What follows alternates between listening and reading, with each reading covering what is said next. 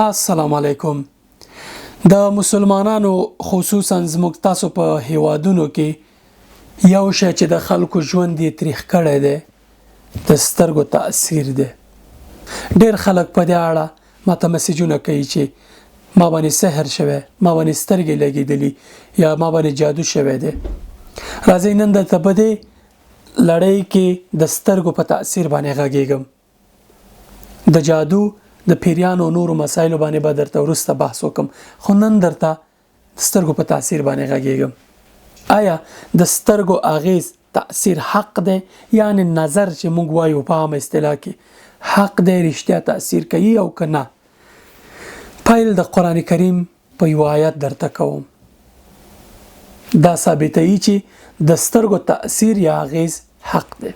په سورة یوسف کې کله چې یعقوب علیه السلام خپل زامنو ته سپارښتنه کوي چې کله مصر ته ځي نو ورته وایي چې یا بنی لا تدخلوا من باب واحد وادخلوا من ابواب متفرقه.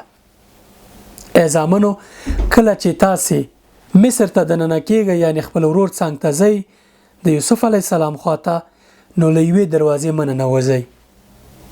علما کرام د دې آیت په تفسیر کې وایي چې هدف د یعقوب علیه السلام یا د یعقوب علیه السلام اندېښنه دا و چې اولادونه یې نظر نشي. د دې آیت مبارک په بله برخه کې راځي چې وما اغني عنکم من الله من شیء، یعنی یعقوب علیه السلام خپل زامنو ته وایي چې زه تاسې سره د الله تعالی تقدیر کې څه مرسته نشم کولی، یعنی بدلولی نشم. په یو مبارک حدیث کې راځي رسول الله صلی الله علیه وسلم فرمایي العین حق، د سترګو تاثیر حق دی.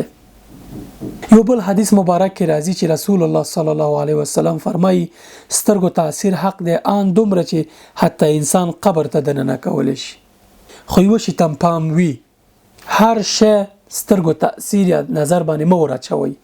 که ستاسې اولاد ناروغه کیږي یا که کوم بله ستونزه درته رسیږي، سل په سلو په دې دلالت نه کوي چې دا به د سترګو تاثیري، او نه څوک تاسې ته څوک ویلی شي چې دا د سترګو تاثیر دی او دا نه دی، ځکه دا غیبي مسئله ده.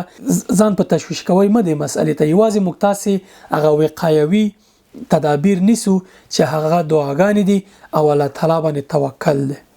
راځئ څو تګلارې درته ښیم چې کولی شو موږ د سترګو له اغیز نه ځان بچ کړو. په کهف صورت کې آیت راځي چې ولولا اذ دخلت جنتك قلت ما شاء الله لا قوة الا بالله.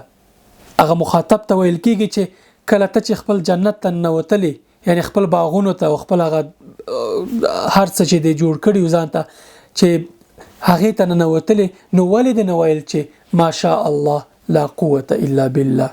له دې ښکاري چې د آیت مبارک د سترګو تاثیر هم دفع کولی شي. دا زما خبره نه ده، ګڼ علما په دې باور دي. کله چې دا حس کوئ د چا سترګو د باندې تاثیر کړی یا له دې ډار لرئ چې د چا سترګې د باندې تاثیر ونه کړي، همیشه هم دا وایي چې ما شاء الله لا قوة الا بالله. که د چا په ماشوم باندې مو سترګې خواږې لګي یا فکر کوئ چې زیان ورته وانه وړي، که د چا ګاډي، که د چا مال، که د چا بنګله او هر څه باندې مو سترګې خوږې لګي یا سترګې مو پې ښې ورځي او ښه درته ښکاري او اندېښنه دا لرئ چې نظر نشي، نو همدا وایي چې ما شاء الله لا قوة الا بالله. څه چې الله تعالی غوښتي هغه شوي، الله تعالی له قوت نه اخوا بل څه قوت نشته.